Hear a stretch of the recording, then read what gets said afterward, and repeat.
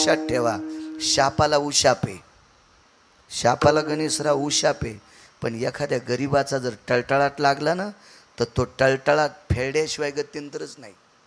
पिढ्यानं पिढ्या जाळी तो टळटळाट, पिढ्यानं पिढी. अन्य त्याचे ध्यान न करीत शोक, अन्य त्याचे ध्यान न करीत शोक. वधिता बालक नामा म्हणे, वधिता बालक नामा म्हणे, वधिता बालक नामा म्हणे. धन्य त्याचे ज्ञान न करीत शोक, वधिता बालक नामा म्हणे. नामदेवराय सांगतात ते वसुदेव एवढे ज्ञानी आहेत, मेवण्यानी 6 मारले तरी रडले नाही. मूर्खापशी रडत नसतात ते ज्ञानी असतात, नालायकापशी रडत नसतात ते ज्ञानी असतात, हरामखोरापशी रडत नसतात ते ज्ञानी असतात, आणि दुःखाला कंटाळून स्वतःच्या देहाचा त्याग करतात ते अज्ञानी असतात. दुःख पचवण्याची ताकद ज्यांच्यात असते ते ज्ञानी असतात, दुःख पचवता ज्यांना येत नाही ते अज्ञानी असतात. दुःख पचवण्याची क्षमता वसुदेवात आहे, म्हणून नामदेवराय ज्ञानी म्हणतात. न करीच शोक, वधिता बालक नामा म्हणे. ज्ञानी आहेत, मग पिता ज्ञानी आहे, आई पुण्यवान आहे. मग या दोन्ही गोष्टी असताना यशोदेकडे जगाचा बाप का गेला? मागचं कर्म आहे, मागचं कर्म आहे. मागचं कर्म चुकत नाही बरं का महाराज. देवाला कर्म चुकत नाही, साधूला कर्म चुकत नाही. तुम्ही आम्ही कोण्या झाडाचा पाला आहेत? साधूनं जर चूक केली तर साधूलाही कर्म चुकत नाही, देवानं चूक केली तर देवालाही कर्म चुकत नाही. मग आपण तर त्यानं निर्माण केलेले पिल्ले आहेत. विठाला विठाला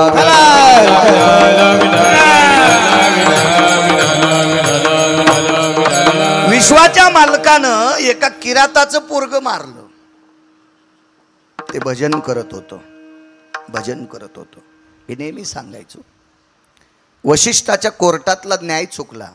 महाराज वशिष्ठांची चूक काढायची, गिरगावकराची काय लायकी, काय पात्रता आहे, माझी काय लायकी, पुराण सांगते. अनावधानानं वशिष्ठांच्या मुखारविंदातून एक वाक्य पडलं, शूद्र कोणीतरी तप करतंय.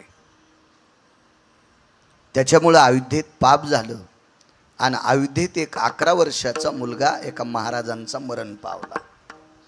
असा वशिष्ठाचा न्याय झाला. आणि भगवान मर्यादा पुरुषोत्तम रामचंद्रांनी ते बाण भातोडं घेतलं, तो तीर काढला आणि त्या शूद्राचं तप करीत बसलेलं, भजन करीत बसलेलं पोरग मारून टाकलं. खरं तर हे 11 वर्षाचा मुलगा हा अयोध्येत मरण पावलाच नव्हता, तो त्याच्या मामाच्या गावी मेलता. पण पंचनामाच केला नाही ना. आपल्याकडे पंचनामा करण्याची पद्धत आहे डिपार्टमेंटमध्ये. वशिष्ठाने न्याय निकष लावून द्यायला पाहिजे होता की हा मुलगा मृत्यू कुठं पावलाय. रातोरात मामाच्या गावातनं त्या 11 वर्षाच्या बाळाचं प्रेत आणलं आणि सहज तोंडातून अनावधानानं शब्द पडला की एक शूद्र तपश्चर्या करते, पाप वाढलं म्हणून अयोध्येत मृत्यू पावला. अयोध्येचा नियम काय होता माहिती आहे का? विश्वाच्या पाठीवर माझ्या वाचनातल्या 2 नगऱ्या येतात. या 2 नगरीमध्ये केस पिकल्याशिवाय माणसं गणेशराव मरत नव्हते. एक अयोध्या नगरी, अयोध्या. राजा अजराज, राजा दशरथ आणि राजा मर्यादा पुरुषोत्तम रामचंद्र गुरुवर्य.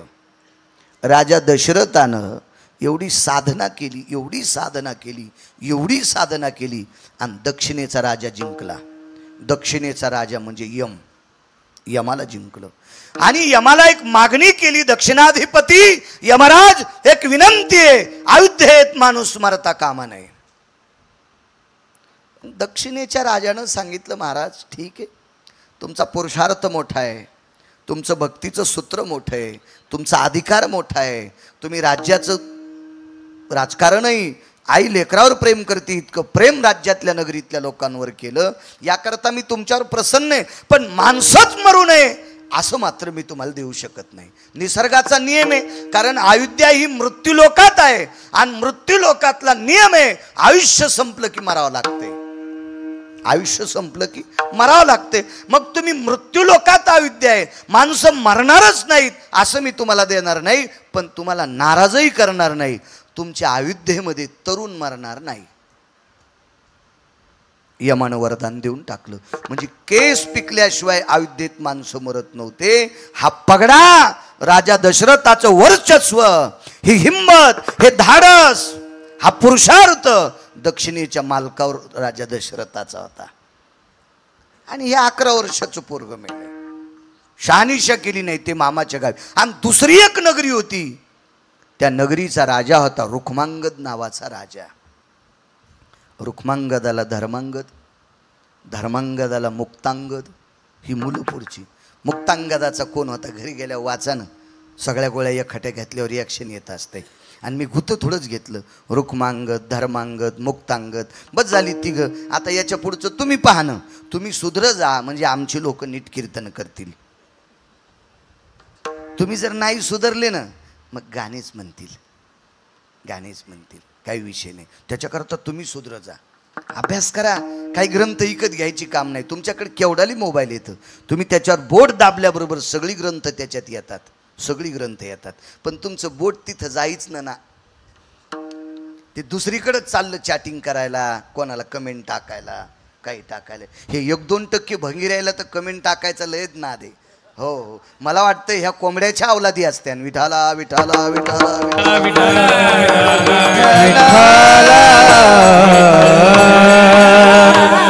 काही गरज नसतं. मला असं वाटतंय पक्वाद्याला त्यानं बोलावं की ज्याला पक्वादातलं कळतंय. ज्याला ढोलकीची अक्कल नाही त्यानं पक्वाद्याला कशाला कमेंट टाकायची. नरकाला जाशील हरामखोरा. वारकरी संप्रदायातल्या गायकाला त्यानं बोलावा ज्याला निदान वारकरी संप्रदायाचं धोरण आहे त्याला. ज्याला लोकनाट्यातल्या गाण्याची अक्कल नाही त्यानं वारकरी लोकांना नाव ठेवायची कशाला कमेंट टाकतो बंगिऱ्या. खालून संसार पेटन तुझा. एखाद्या महाराजालाच टाकतील, एखाद्या कोणाला भजनेला टाकतील, एखाद्या कोणालाच टाकतील. नाही म्हणे तो महाराज नालायके. अरे ते महाराज नालायके, तो भजन्या नालायके, ते पक्वाद्या नालायके. या तिघायला कमेंट टाकू नको. या तिघायला बलिणारा हरामखोर आहे, त्याला जाऊन हाणणं. बाबाजी पाप करणाऱ्याला जे बोलित का ते हरामखोर असते. पाप करणाऱ्याला नाव ठेवू नका. पाप करणाऱ्याला जे बोलित का ते हरामखोर असतात. कशाला यायलाच करायला लागलास तू आगावपणा. कारण गणेशराव, समाजात 2% लोकांकडे चुकीचा पैसा आलाय. म्हणून ते चुकीच्या पैशावाली माणसं चांगल्या महाराजांना मानणारच नाहीत. इतकं मात्र लक्षात ठेवा. कारण त्यांचे पैसेच चुकीचे असतात. हो, ते वाममार्गाने आलेले असतात. म्हणून ते चुकीच्या ठिकाणी जात असतील. म्हणून चुकीचं काम करणाऱ्या लोकांना नाव ठेवायचं नाही. चुकीच्या लोकांना अनुमोदन देणाऱ्या हरामखोरांना नाव ठेवा ना, तुमच्यात हिंमत असेल तर. विठाला विठाला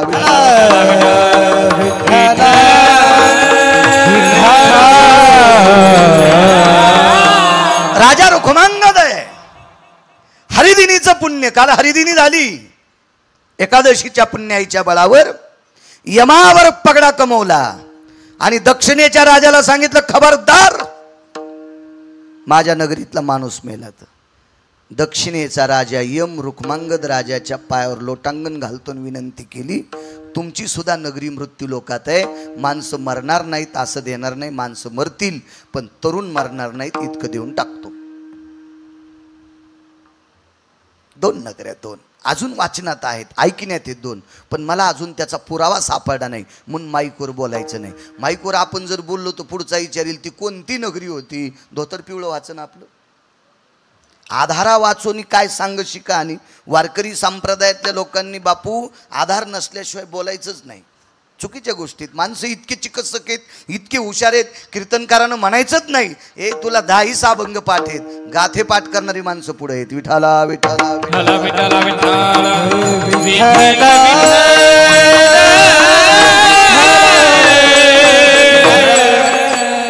आणि न्याय चुकला, महर्षींचा न्याय चुकला.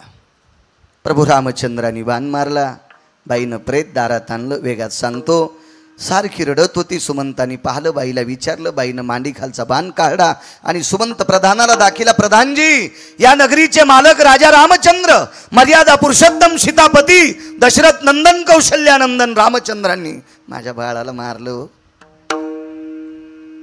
बाई, बाळाला पेटून दे. येते प्रधानजी, पेटून देऊन येते, त्याबद्दल दुमत नाही. मला माहिती आहे मेलेली माणसं मशानात नेत असतात, पार्थिव मशानात नेत असतात, याचं मला ज्ञान आहे प्रधानजी. पण एकच विचारायचंय, या नगरीच्या राजाने माझ्या मुलाला का मारलं? त्यानं काही चूक केली का? एखाद्या स्त्रीकडे बघून वाईट शब्द वापरला का? तिच्याकडे डोळे वटारले का? तिला अपशब्द बोललाय का? तिच्यावर हात उचलला का? एखाद्याची वस्तू उचलली का? चौर्यकर्म केलंय का? निषेध कर्म केलंय का? धर्माच्या बाह्यकृत्य केलंय का? बाई होती महाराज, लावरं चित्र सशी रानडुकर धरणारी बाई. पण मुलगा सात्विक जन्माला आला, त्याची ताकद मिळाली आणि त्या ताकदीवर जगाच्या बापाच्या प्रधानाला बोलत होती. काय चुकलंय माझं? विचारू द्या त्याला. नाईलाज झाला. सुमंत आतमध्ये गेले आणि विश्वाच्या बापाला सांगितलं, प्रभू, तुम्ही एका किराताचं पोरग मारलंय. बाई, दारात प्रेत घेऊन ये, तिला काय न्याय द्यायचा ते ठरवा.